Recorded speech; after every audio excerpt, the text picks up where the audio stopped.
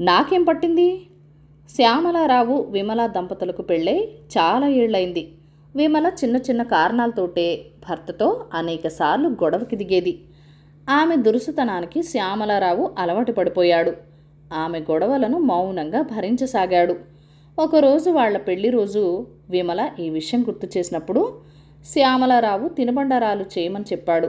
విమల అంగీకరించకపోగా మళ్ళీ పాత విషయాలను గుర్తు చేసి గొడవేసుకుంది.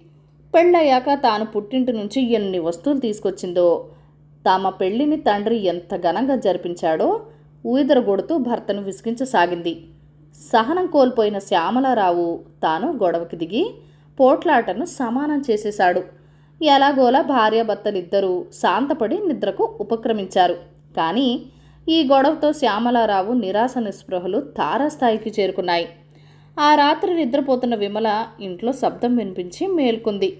ఇంట్లోకి ఎవరో దూరినట్టు పసిగట్టి దొంగతనం జరిగే ప్రమాదం ఉందని శ్యామలారావుని తట్టి లేపింది.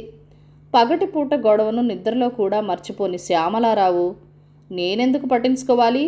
ఈ ఇంట్లో ఉన్న వస్తువులన్నీ నీవే కదా, వాటి కోసం నేనెందుకు బాధపడాలి అంటూ అటు తిరిగి గుర్రు పెట్టి నిద్రపోయాడు.